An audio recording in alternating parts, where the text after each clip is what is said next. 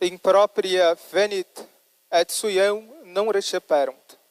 Veio para os seus, mas os seus não receberam. Podeis vos sentar.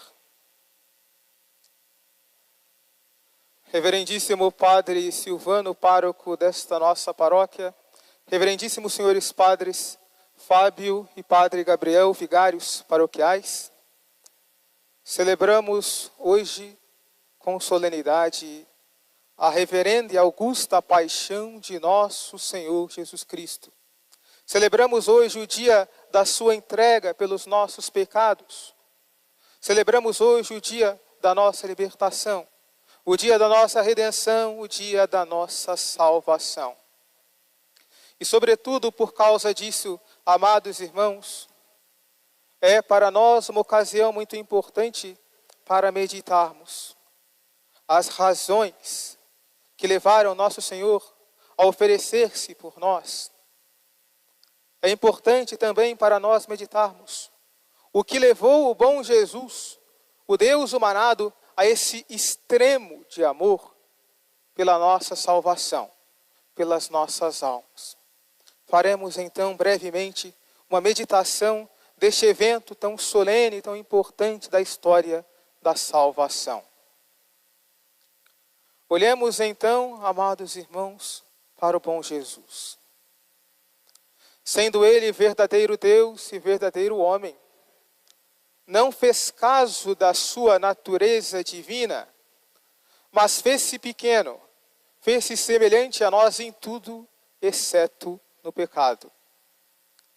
E, portanto, por amor de nós, tomou uma natureza humana, para que, mediante a essa natureza humana, assumindo um corpo de carne como o nosso, pudesse resgatar aquela carne que fora perdida no jardim pelo pecado dos primeiros pais. Mas olhemos então até que extremo de amor chegou o nosso Senhor. Olhemos ainda a que ponto, a que extremo chegou a maldade do homem para com seu Senhor e Salvador. Pensemos então neste relato da Sagrada Paixão que acabamos de escutar. Nós escutamos desde o julgamento feito contra nosso Senhor até a sua crucificação e morte na cruz. Jesus foi condenado e crucificado. Mas qual foi o crime que nosso Senhor cometeu? Curar a inúmeros enfermos, ressuscitar os mortos, multiplicar os pães, ensinar-nos o caminho do céu. Qual foi o crime que nosso Senhor cometeu?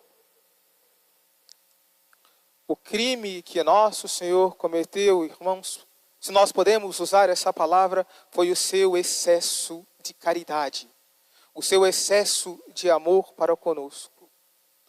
E foi por este crime que ele próprio quis ser crucificado para nos dar a salvação.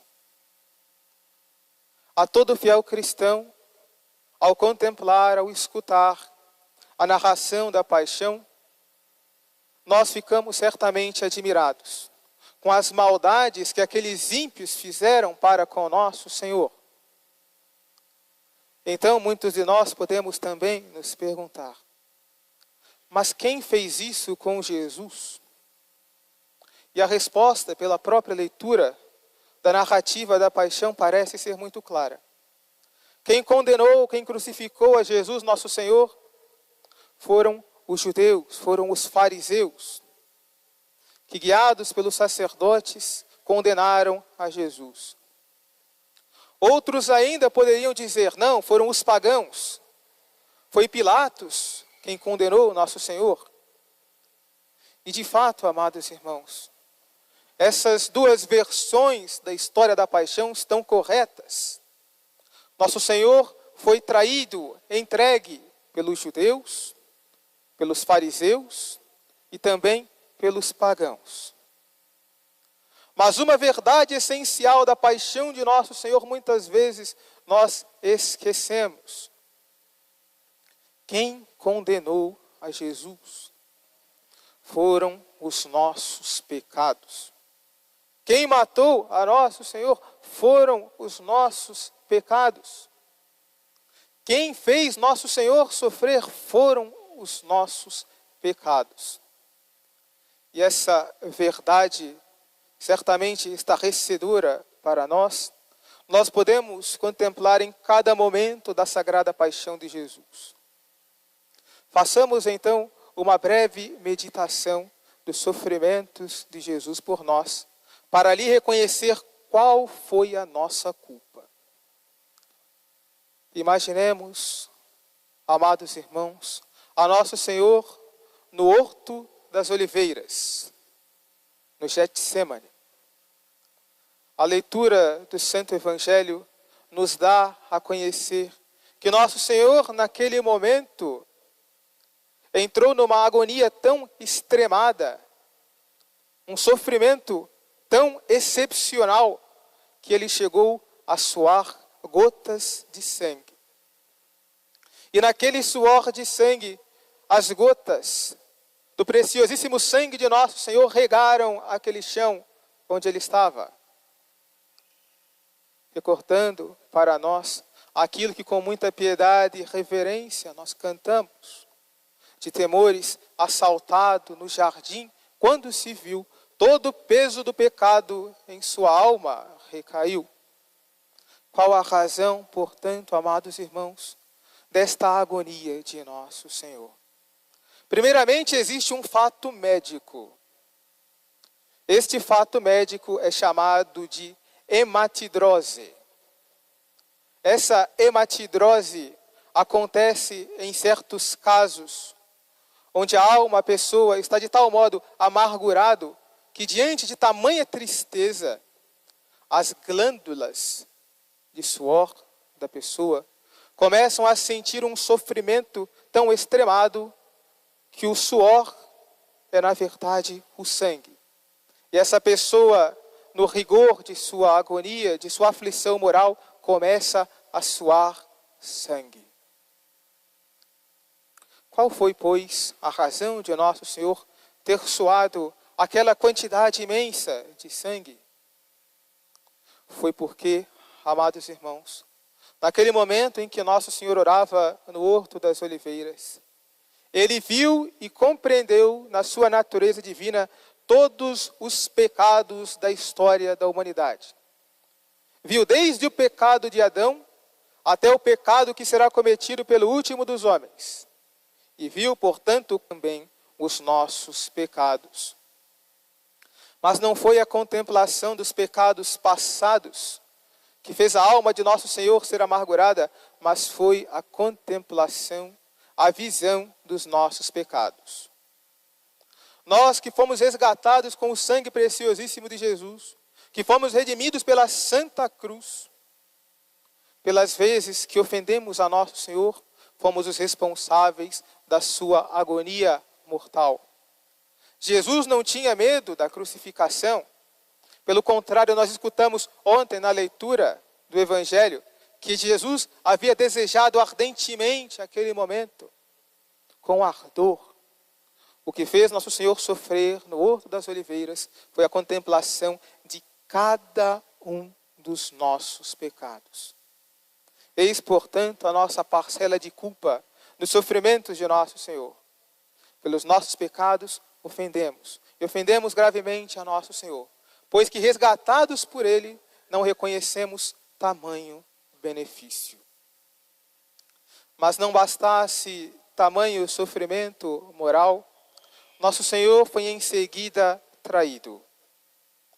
Traído por um dos seus discípulos, Judas Iscariotes, aquele que ele havia chamado para ser parte da sua família mais chegada, aquele que ele havia chamado para o apostolado. E aquela traição amargurou profundamente a nosso Senhor. Porque aquela traição foi a traição de um amigo. E como dói nas nossas almas, quando nos reconhecemos, nos sabemos traídos pelas pessoas a quem amamos, a quem estimamos. Essa também é novamente uma verdade para cada um de nós. Na traição de Judas está figurada a traição de cada cristão para com nosso Senhor, quando deixa de lutar contra o pecado mortal e se entrega aos seus vícios. Certamente, amados irmãos, o coração de Jesus se entristece com os pecados dos pecadores, com os pecados daqueles que estão distantes dele. Mas nosso Senhor se entristece mais ainda na contemplação dos pecados dos cristãos, dos redimidos, daqueles que se chamam pelo sacramento do batismo filhos de Deus. Evitemos, portanto, com todo o ardor de nossa alma, o pecado que é uma traição para com nosso Senhor. Mas também, ainda no decurso dessa história da paixão de Jesus, nosso Senhor, tendo sido julgado pelos fariseus, tendo sido condenado depois por Pilatos, foi feito vítima do escárnio dos homens. Foi então coroado de espinhos. Revestiram-no com o manto escarlate, vermelho, imitando o manto real, e deram-lhe um cetro de cana, um caniço rachado. Eis, portanto, como os homens trataram ao Rei dos Reis e Senhor dos Senhores. A coroa do nosso Santíssimo Rei não foi uma coroa adornada de joias preciosas. O seu manto não foi um manto de linho fino. O seu cetro não foi de metal, não. A sua coroa foi de espinhos. O seu manto, um manto de zombaria. O seu cetro, uma cana. E o seu trono, uma cruz, uma pesada cruz. Mas quem foi que coroou de espinhos a nosso Senhor? Fomos nós pelos nossos pecados. Neste fato, nós vemos que Jesus foi zombado com relação à sua realeza, ao fato dele ser verdadeiro rei. E zomba o cristão do bom Jesus e da sua realeza quando cai no pecado do respeito humano. Quando se envergonha de publicamente professar a sua santa religião. E quando, por vergonha, omite os atos de piedade próprios de sua fé. Portanto, evitemos de todos os modos possíveis o pecado do respeito humano. E depois, nosso Senhor foi então flagelado. O flagelo romano, amados irmãos, constava de um pedaço de pau, no qual ia amarrado umas correias de couro. E essas várias correias eram como que finalizadas por pequenos pedaços de metal, aos quais vinham pontas de ossos. E quando esse flagelo, esse chicote era aplicado aos prisioneiros, aos condenados, a crueldade dessa chicotada era tão feroz que não só arrancava a pele, mas também conseguia ferir os músculos daquele que estava sendo flagelado. Pela tradição judaica, uma pessoa podia ser flagelada por volta de 39 vezes. Mas nós sabemos que nosso Senhor foi crucificado e flagelado, melhor dizendo, mais de 39 vezes, chegando até o desmaio, chegando até a desmaiar por causa dessa cruel flagelação.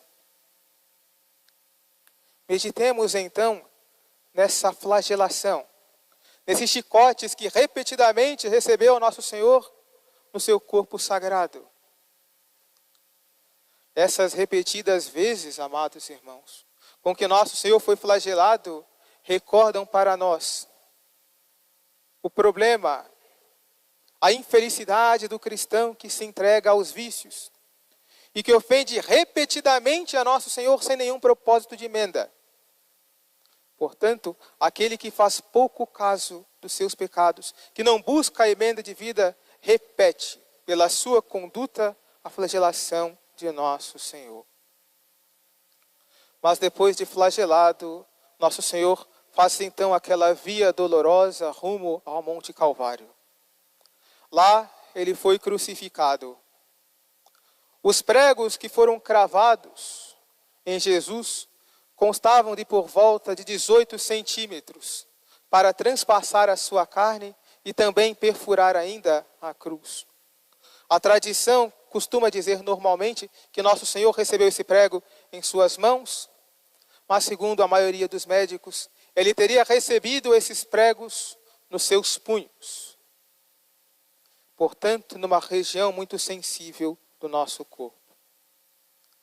E ao receber esses pregos, a tortura que nosso Senhor sentiu, as dores que sentiu foram tão extremas que ele as suportou e não desmaiou ali na cruz por um milagre. Porque nessa região tão sensível, quando essa região é ferida, a reação mais normal do corpo é o desmaio. Mas Jesus, por amor, suportou. Por amor de nós, pela nossa salvação. Amados irmãos, recordemos, portanto, e tenhamos vivo este fato na nossa mente, na nossa imaginação. Meditemos sempre esta verdade. Fomos nós que matamos e crucificamos a nosso Senhor por causa dos nossos pecados. Tendo Jesus entregado a sua alma a Deus, tendo entregue a sua alma a Deus, diz também a narração do Santo Evangelho, que por toda a terra, do meio-dia até as 3 da tarde, fez-se então trevas, escuridão.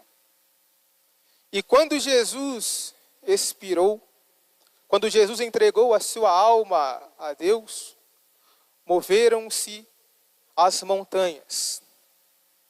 A terra tremeu, houve um terremoto. As pedras das montanhas rolaram, moveram-se, foram abaladas pelo tremor de terra. Vede, amados irmãos, se o sol escureceu, se o dia escureceu, foi porque o sol havia negado seu brilho àqueles assassinos de nosso Senhor. E se a terra tremeu e as pedras rolaram, foi porque a natureza manifestou a nosso Senhor a sua dor. Que tristeza, então, para nós contemplar, meditar este fato. Que a terra tremeu, as pedras se moveram diante da paixão de Jesus, mas o coração de tantos e tantos cristãos não se deixa tocar pelo relato da paixão de nosso Senhor. Portanto, amados irmãos, que nesta sexta-feira santa possamos fazer o firme propósito de emenda, de mudança de vida.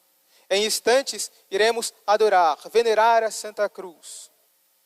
Que o nosso ósculo, que o nosso beijo, seja um beijo sincero, movido por lágrimas de arrependimento, para que possamos colocar todos nós as nossas vidas aos pés do Senhor crucificado, que entregou a sua vida por nosso amor, para a nossa salvação. Louvado seja nosso Senhor Jesus Cristo.